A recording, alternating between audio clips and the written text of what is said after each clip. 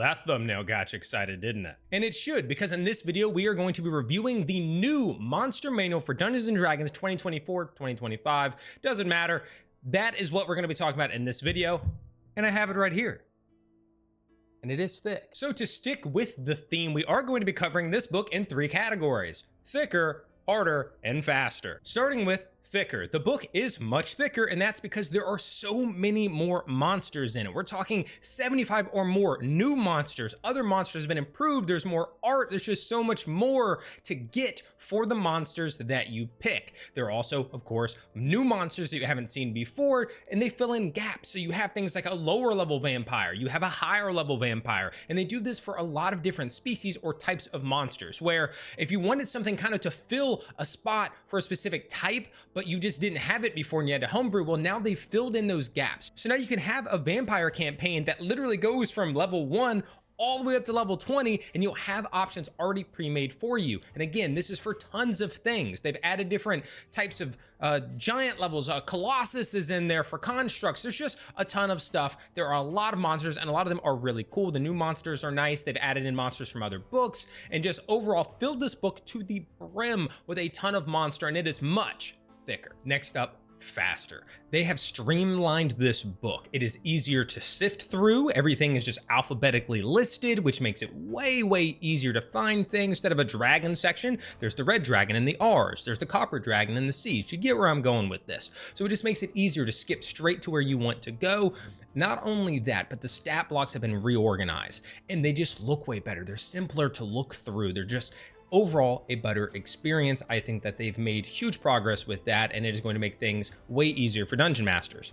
Another thing they've done to make the game faster, that is going to be that there are many, probably, I don't know, 15% of the monsters that used to have something where they'd hit you, and let's say then the player would have to make a saving throw to avoid being stunned or poisoned or something like that. A lot of these are now just automatic. There's no more need to whip out a dice, roll a saving throw, or anything like that.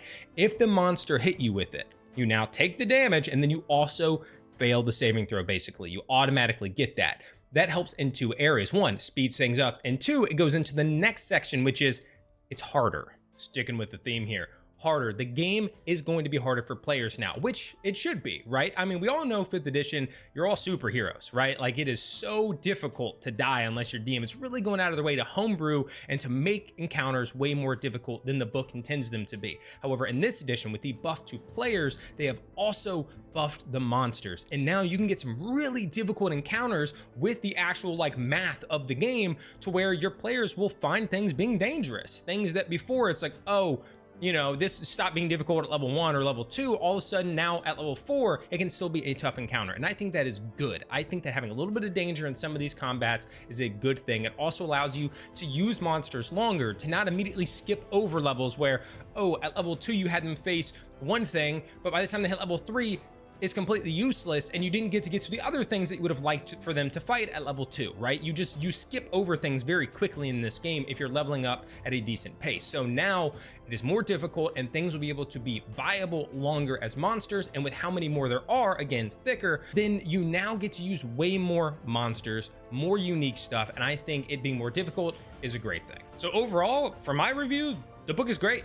I think it's fantastic. Honorable mention, the art is amazing. Love it. There's lore in there for all the different monsters. It is a huge step up. I get it. Some people are like, oh, we didn't need a new 2024. The Monster Manual is a good move. It is a much better product. It's an improvement in almost every way.